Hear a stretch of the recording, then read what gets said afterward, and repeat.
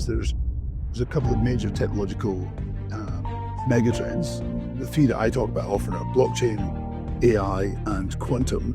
And those three things combined are creating a completely different computing world that we're about to move into. As you're falling forward, get the right experts, right? And be willing to acquire those. So before we dive, we said the word quantum a few times. Most people heard the word quantum physics. Yeah. They know it exists, and people have even no clue what that means, okay?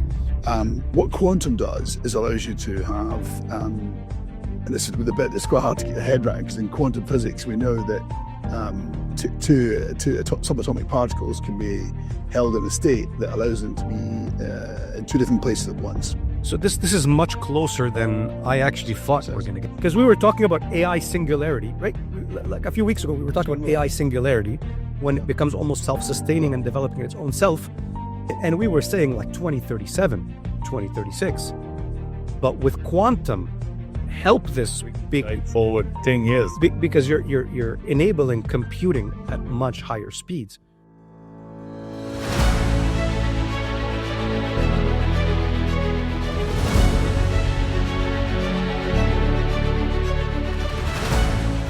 Welcome back to Stars in Our Sky. And we are back with definitely a star in our sky, Mr. Campbell. I met Campbell at a tech conference, AI and Cybersecurity in Dubai. Right after he came off stage, I approached him and said, we definitely need to talk. Big topics to most people, sounds like science fiction. It's what he lives every day. Quantum computing. What is it? What will it do for you? How does it change our world? We're about to learn about that from Campbell in a few minutes. Now, I would normally do my regular introductions, which we did, and I have it written in front of me, but it will honestly consume more than half our podcast. It will take 15 to 20 minutes. The amount of accomplishments and sheer volume of things that Campbell has done in his life would take a long time to explain. So I'll give a brief summary and hand over the mic to Campbell to even further introduce himself. This podcast is sponsored by eSky, a revolutionary AI-powered state-of-the-art learning management system for small to mid-size enterprises. So who is Campbell Murray? Campbell Murray is a tech executive and a founder with experience at Vodafone, Intuit, and Bazaar Voice. He led major partnerships, M&As, major mergers and acquisitions, and launched digital products. He had early work in blockchain before everyone else and worked in AI and mobile innovation. He's an expert and a speaker on quantum computing and its impact on security. And in the supply chain world, he's former lead on Series A at takesteak.com.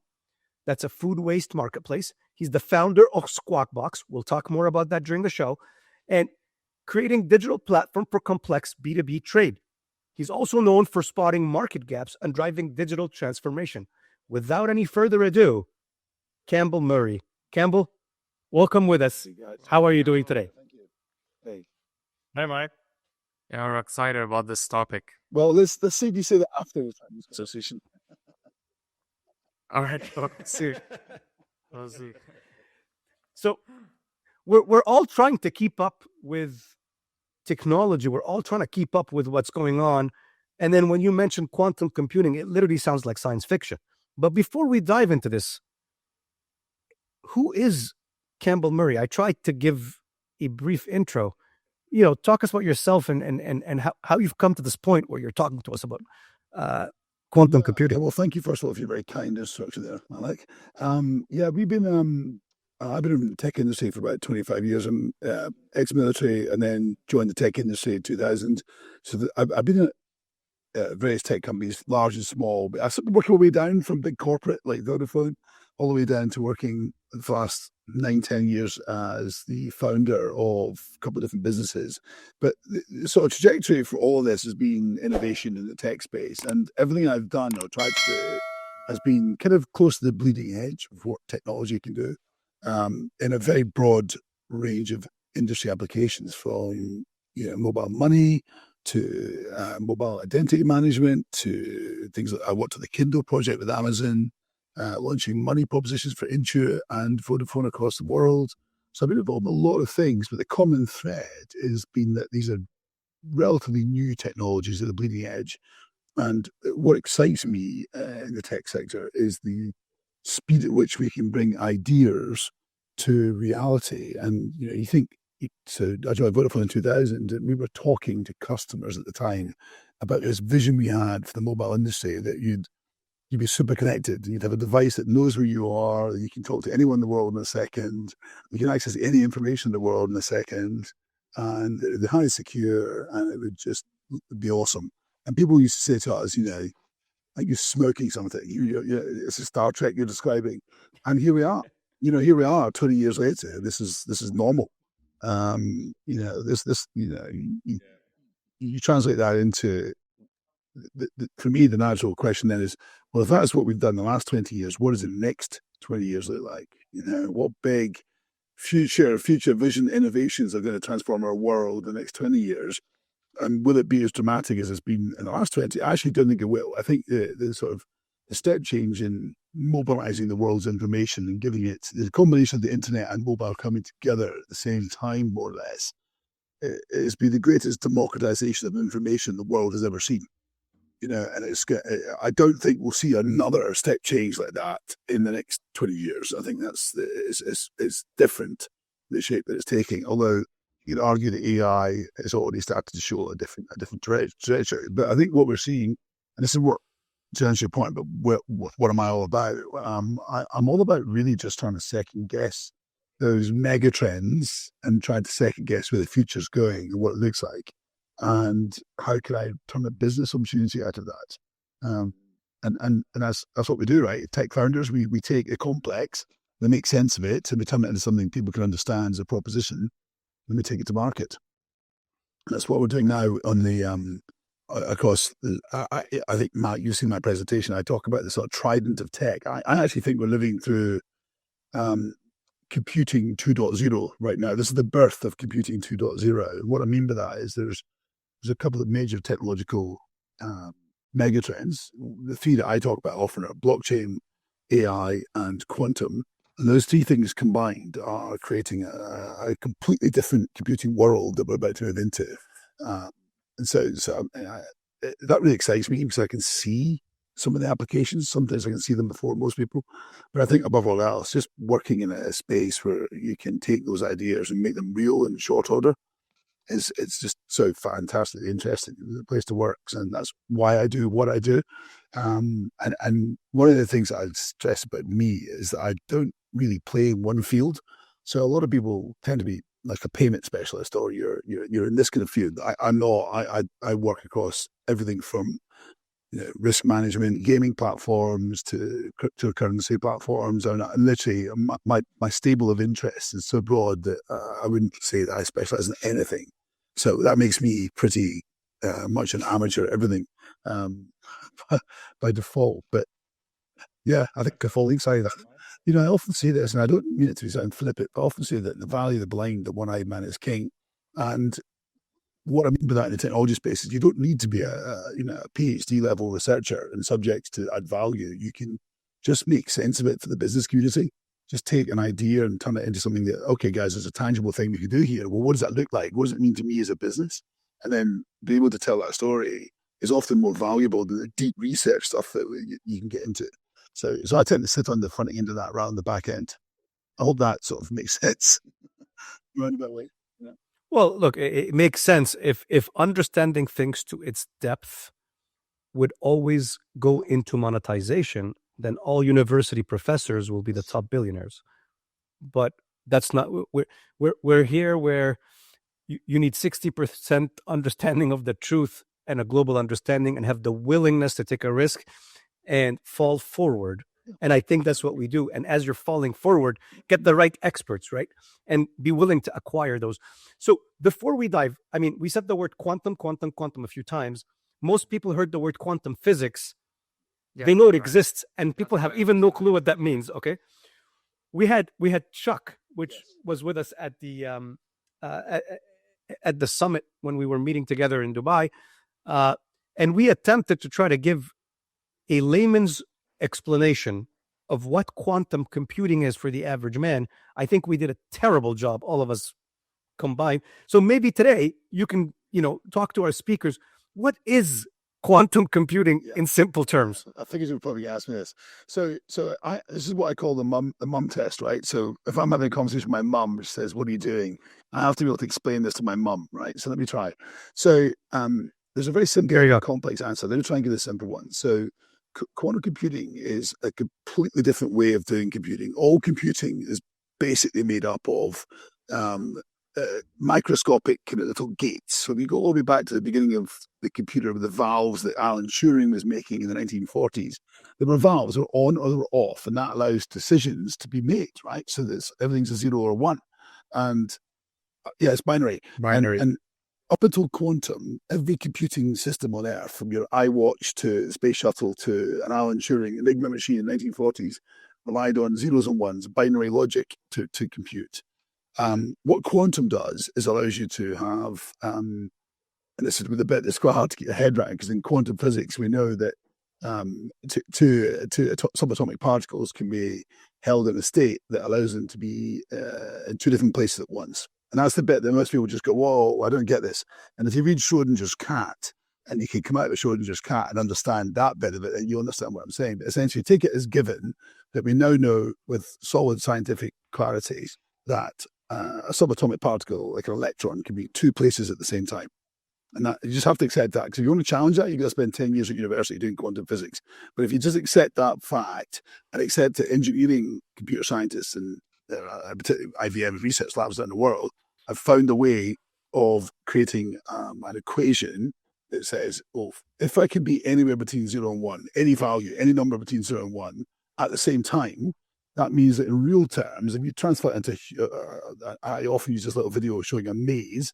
If you take a maze, a human being or a computer would do the same thing. They would go along to hit a dead end, and then they have to sort of go back and start again.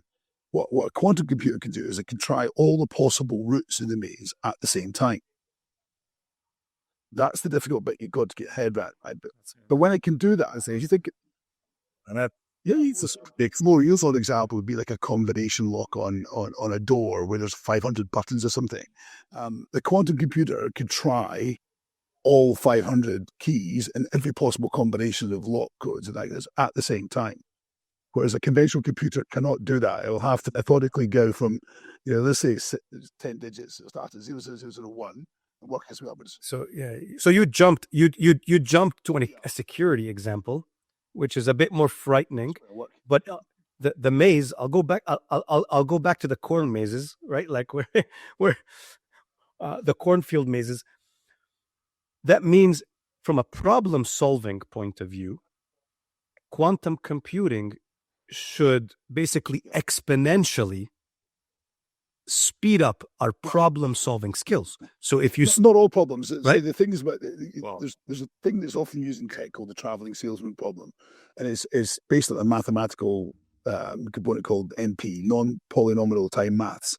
Basically, the idea behind this is the more options you add logarithmically, the slower it is to solve the problem. So if you go for the classic traveling salesman problem, you start off with so you take a city like New York, Montreal, London, and you say, right, there's 10 stops.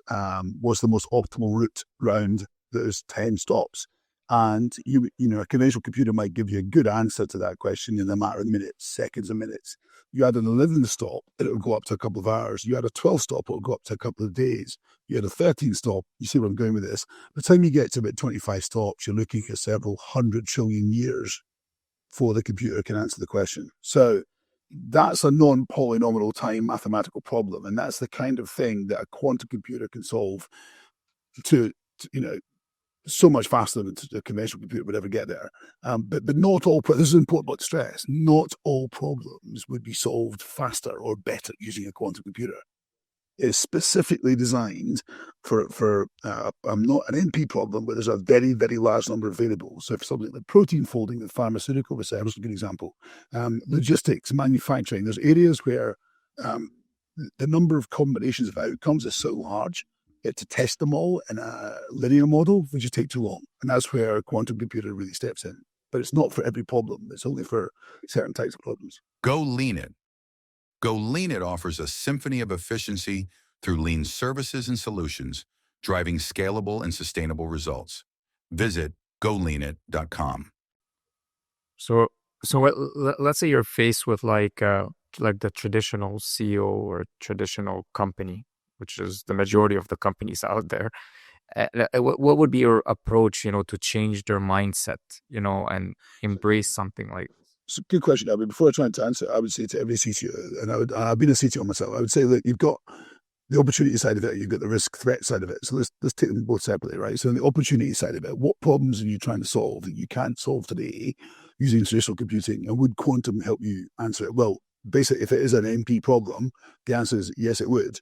So it might be something like you're planning the foot map on a mobile network, for example. The sheer number of users moving around, trying to map that is super complex, and a quantum computer will do it better. The really big example that I often talk about other than logistics is in pharmaceuticals. So protein folding, you may be familiar with Google's AlphaFold.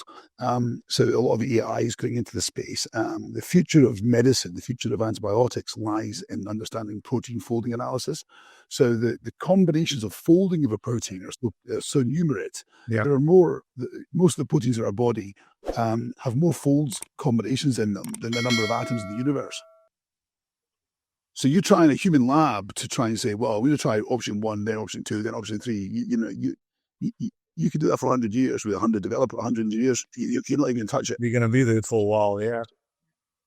I see. So you basically look for problems to solve that traditional methods cannot do, right? And that's kind of your area, your area of play, right? I think on the threat side. So the way I look at these is, and I don't know this number's accurate, but I would take the view that there's probably about 10 to 20% of companies with the means and the will and the upside on the ROI to invest in using quantum to solve problems, and the opportunity side of things.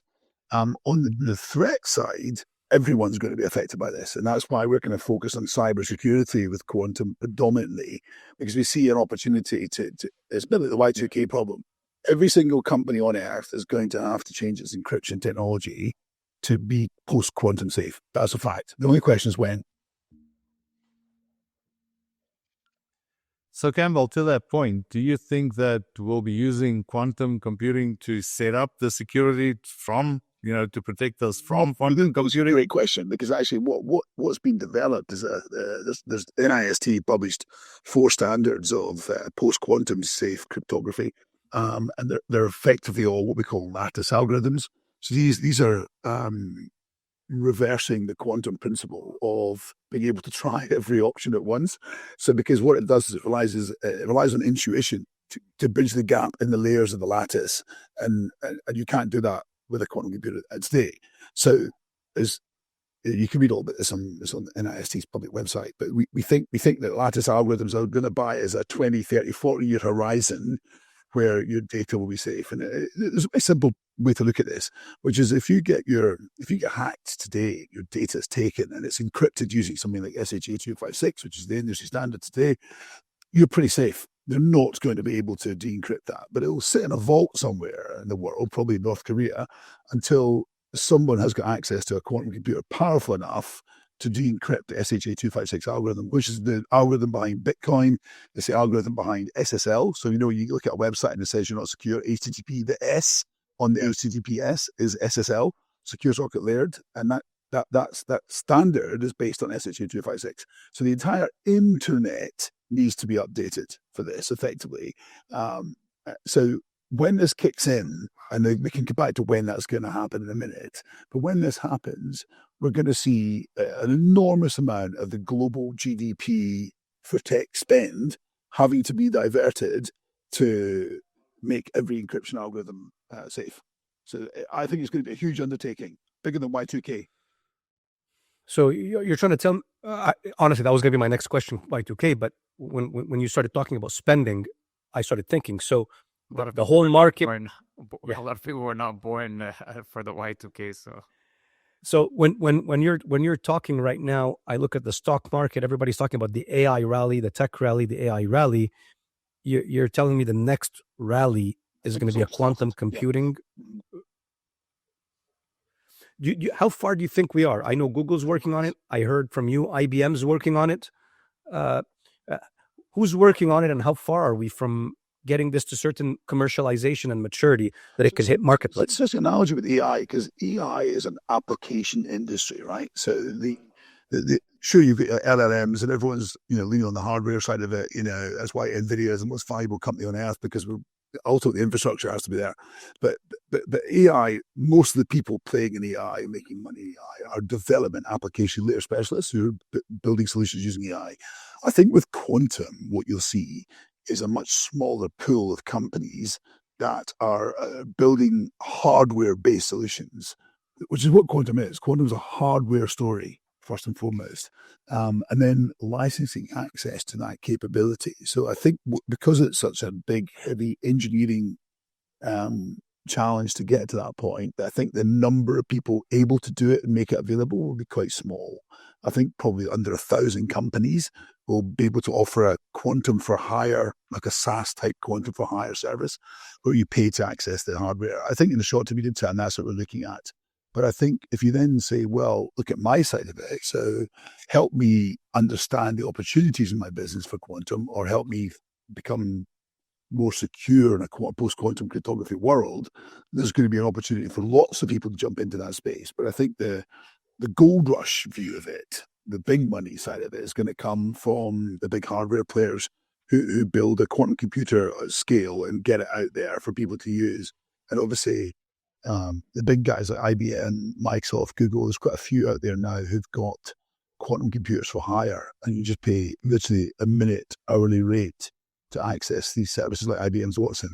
But you've got a few chandeliers. That's what that is, right? The chandeliers is the freeze. So one of the things that a lot of people don't know about quantum, which is quite an interesting little fact, is that the particularly IBM's Watson computer in Stuttgart, which is the current version they're running is in Stuttgart in Germany, is, as far as we know, it's the coldest place in the universe.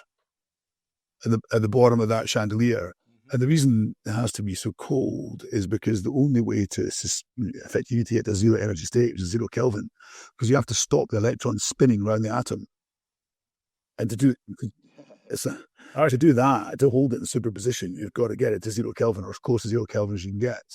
And with the moment, it's about 0.01 Kelvin. So it's colder than the surface of Pluto. It's mad, right? And it's in a lab in Stuttgart. But and there may be a solution. I know a couple of companies that are working on hardware solutions that don't require that to get to the superposition. They don't have to freeze to that level. But the current engineering model, I'm not an engineer. I'm a scientist, but I'm not an engineer. But the engineering guys are telling me that the way you've got the current only way to get to superposition is to use 0 Kelvin state or near 0 Kelvin state. And of course, when you get to 0 Kelvin state, the less interference you get. Because one of the big things with the quantum hardware problem is you need a lot of qubits, which are the processing power part of quantum. You need a lot of these just to police the one that's operational. So, and the ratio is roughly about 10 to 1. So if you talk about 100 qubit stable, you need another 10,000 qubits just to police and error correct and error check the 100 that are operational. Now that ratio will improve over time. But currently one of the biggest engineering challenges is that you need such a fast system just to check itself. So we talk about this kind of moment when quantum reaches the zenith, and we talk about that as Q-Day. So you might hear this terminology. Q-Day is often referred to in industry as quantum day Q-Day, and that's the day when a quantum computer is powerful enough to crack modern cryptography. And to get to that point, we think you need about 1,000 stable qubits. And at the moment So what's your prediction, Campbell? What's the richest guy you've ever met, I think. But I think the consensus is there's two things that's it. One is the consensus is every time you do the numbers, do the math on when we'll get there, it comes forward. And this is why I jumped into this, because I saw something that showed the prediction points from various experts in the field when Q-Day would come. And every time that it's coming forward, not bad. It's just yeah, exactly. So I think at the moment, a bullish estimate would be about 2 years. So kind of the end of 27, beginning of 28 would be a bullish estimate. I think a more conservative consensus point is probably about 4 or 5 years out. Cancel.org redefining global consulting, delivering world-class solutions through proven methodology, measurable and sustainable results. So this is much closer than I actually thought we're going to get to. I mean, this is like, because we were talking about AI singularity, right? Like a few weeks ago, we were talking about AI singularity, which for average, with general AI, which for average folks means when it becomes almost self-sustaining and developing its own self. And we were saying like 2037, 2036. And that's the general consensus in the scientific community, I would say. But with quantum, that means coming in, it should even help this big forward 10 years because you're enabling computing at much higher speeds. Yeah. Okay. Now, equivalent. Educate me a bit. Do you think having, with all the investment in infrastructure for AI, which, NVIDIA has been leading, like you said, with the GPUs, and most recently, Google came from behind chasing everyone with their TPUs. Do you think one infrastructure renders the other one less useful and all this investment, or will they have to work in parallel? And you just see them coexisting as two coexisting ecosystems that feed off each other? I suppose it's a really great question. First of all, I think it probably leans towards what your application is, what you're doing with it. And it's a very, very difficult question to give you a response on. I think that what you will see is more technologies that have yet to be revealed. So we're not. That's not the race. What you've just described is not the race. And now we're watching two horses in the race. There's going to be more. I know a company. I know you, a bunch of Ukrainian guys in London. They're also based up at Cambridge University, and they're doing some stuff that would bypass the need to have the super chilled factor, and they get in solid state quantum results in the subscale model. If that becomes the answer, then everything changes. All of a sudden, you don't need the infrastructural restraints that we have today. I almost haven't even given that much thought about who's going to win the race to get to 1,000 qubits equivalent. I haven't even given it that much thought. I'm simply taking it as given that it will get there and someone's going to crack it and then others will follow and it'll become a normal market. The key question for me is, when is it going to come? And I fixate on that rather than who's it going to be, and from almost an investment point of view, who would you back, which horse? I don't know. I mean, I'm reading this book, which I recommend to a lot of our audience, called The 12 Rules by Jordan Peterson, which I find really good. And he talks about the human desire to be in an organized system, and every now and then chaos gets introduced, and we were able to have this orderly format that keeps our lives going. It's what keeps us stable. Except every now and then you'd get a disruptor and we'd get chaos in the system and we'd have to all adjust to it. So the internet came, it created chaos. We all adjusted. Then standardization and everything we're doing and operational excellence, it created chaos, and then it created order, and then we felt comfortable. But the rate at which this is coming, AI is coming, and quantum, before we even get used to AI, and anyone could do it. So it's a very destabilizing time. Do you have any comfort words? And you might not have it, to anyone sitting there. Are there any comforting words from where you sit where, hey guys, don't worry, it's going to be okay, or panic and run? Look at this is that the use of technology is a reflection of humanity, and if you sort of look at the almost everything in life, the force for good is vastly stronger than the force for bad, and for every cyber threat, there's a good guy, or 10 good guys for every bad guy trying to solve the problem. So broadly speaking, these things tend to self-correct. There are moments in time, and we're living in it right now, where the cyber, you turn on the news, and the amount of cyber attack activity seems to be increasing by the day. The number of companies being held to ransom seems to be increasing. Certainly the bad guys that are doing it are making more money. I read a report recently that North Korea's 60% of the foreign currency reserve GDP comes from hacking, which makes it a state industry. And I think that's a really interesting and terrifying thought. that there are countries at the country level trying to destabilize the world. But that's not a new thing, right? We've always had this. So I think broadly speaking, there'll be moments of horror and abject fear of this technology when people start to think, oh my God, what are we doing with this? But at the same time, on the balance, I think it will solve so many problems and bring us so much wonderful stuff that we'll learn to live with the downside. The same way that the internet has brought us bad and good. And we've learned to live with it, right? And look at mobiles. And then I've got teenage boys, and every parent who's got teenage kids will tell you that the mobiles are the devil because you can't get your kids off them. They just live on TikTok and blah, blah, blah, blah. But for every negative view of that, there's also the positive view, which is that they're also advancing their own understanding of technology. So when they're in their mid-20s and they're professionals, they'll have this baseline of understanding that takes us to the next level as a species. So I think humans. You can also track them for security purposes, right? When we're on trips, we do that. And I hope we can solve things like cancer and big epidemics much quicker because the problem-solving capabilities.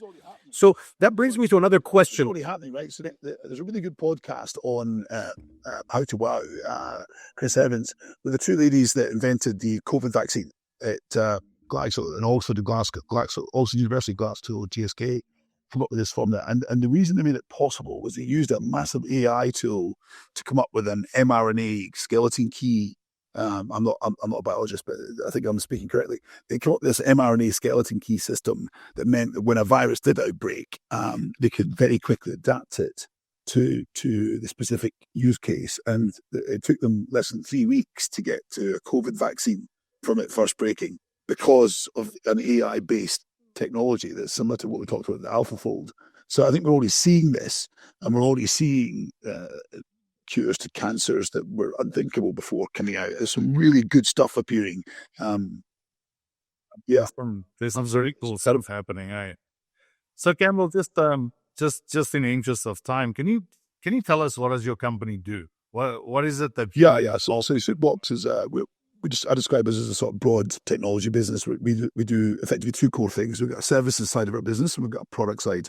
Our product side is our flagship product is a system called MHub. It's for manufacturing businesses, and it's like a digital world, everything from ERP, CRM, everything you can think of in a traditional sense. But basically, if you're a manufacturing business, this runs your world. That's our product story. Our service business, we've been doing the services side to fund the product development for 10 years. But we've built up an interesting business of its own right on the services side. We do everything from just tech for hire right the way through to what we're now doing on this quantum side of things, which is moving more into a service layer. And actually, if you think about how you apply technology, right, you've got three options. You either build your own stuff, you build for other people their stuff, or you resell people's stuff. Well, we've never done the third one. And that's the territory we're kind of moving into now, which is bringing best-in-class services around cybersecurity to the marketplace. And we're an IBM partner. We're working with other big vendors. But I think for us, the whole quantum AI cybersecurity piece is such an opportunity that we've decided to jump into it. So we're building a team up at the moment to effectively take to market what we're calling quantum ready. That's the kind of wraparound, if you like, the service. So it's become quantum ready or quantum ready. And effectively, it's a kind of classic kind of take you by the hand through an unknown problem.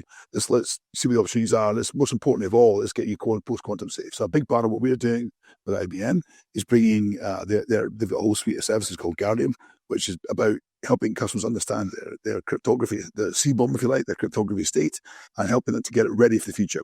And the customers that we're talking to now about this, I mean, to be candid, we have conversations that go something like this. I want to have a chat with you about post-quantum cryptography, and even at CTO level, the response is pretty much quantum. I've heard of that. So we're really early. We're 2 years ahead of this, I think, and that's what we're trying to do. It's just educate the market. So on that particular thing, we're trying to really educate the market and take the market by the hand over the next sort of 6 months to the point where we're starting to look at real solutions.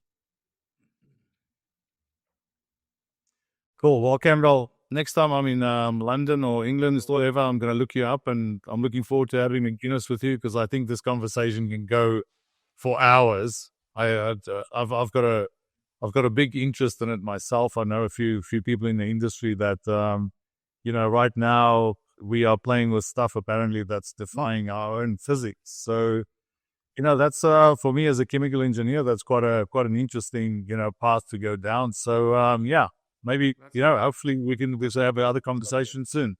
Let's kind of end it with a few quick questions, kind of getting you kind of on your toes. So maybe Malik can take us on one of them.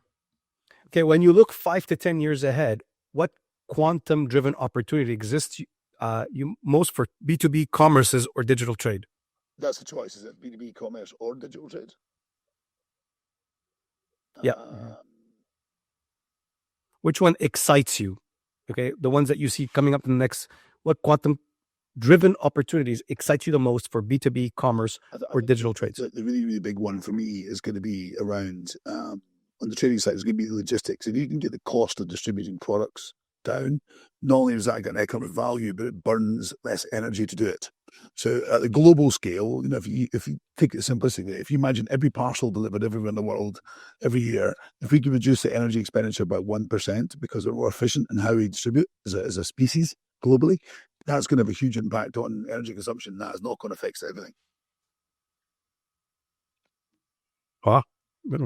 Rian? Yeah, I think the whole idea is that it impacts the whole of humanity, never mind an industry. Yeah. So that's going to be the fun part, to see how that progresses. And if, we're talking about this in the next 2-3 years' time, there's a lot that's going to happen. So I would say brace yourself, hey? I'm sorry.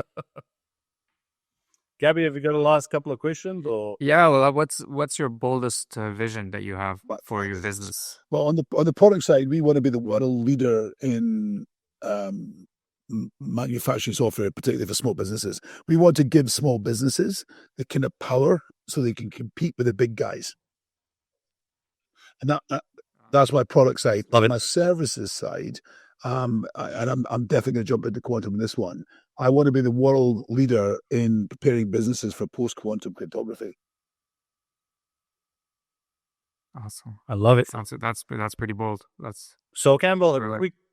quick question just before we end this off with Malik. What do you do? I'm not working every hour, God sense. Well, I've got 3 teenage boys, and so we're all rugby players. We're a rugby family, so rugby's a huge part. I coach, I still play. You guys, yeah, just glad they're not in the same pool as you guys in the World Cup in 2 years' time. We're on Ireland again, so we're a big rugby family. I've got 3 rugby playing teenage boys, so rugby's a huge part of our life, much to my wife's disdain. I still fly occasionally, so I'm an ex-pilot. Well, I'm a pilot, so I still try and keep my hand in the air a little bit, and when I get the time to do it. And so we have a very busy life between running businesses and watching our 3 fantastic boys grow up, and very busy. Also, I do a lot of travel. One of the perks of my life, in terms of the way I run my business and interest, is that I do a lot of travel. I need to for work, and so I get to see a lot of the world, which I love doing. I've always been a traveler. I've been to 100+ countries, and I love travel. Travel broadens the mind; it gives you perspective, and I get to do that a lot. It definitely does. let us know next time you're going to be in North America. We can all join you somewhere and have an in-person podcast. We do this every now and then, where we can all discuss, future things. You and Rian can talk about rugby, because I know he's an ex-rugby player. You should see me stand next to him. You'll understand very quickly why he does that and I don't. So for all those watching, if you're in manufacturing, you want to have part of the action. You want to get ready for quantum computing. You want to get your small to mid-sized business at the forefront, playing with the big boys. We're going to put the link at the bottom of the video of how you can get a hold of Campbell or the squawkboxcompany.com. So you'll find it there. I ask you all, if you like the topic, hey, ring that bell, follow us, give a like, share it with your friends. And if you have questions that you'd like to ask Campbell, please put them in the comments. We'll make sure to get it to him and get you an answer. Thank you, Campbell, for being with us. Thank you, everyone. Thanks, Campbell. This is awesome. One more podcast. Thank you. Appreciate it. Bye-bye. Have a good one. Bye-bye. All right. Take care, everyone. See you.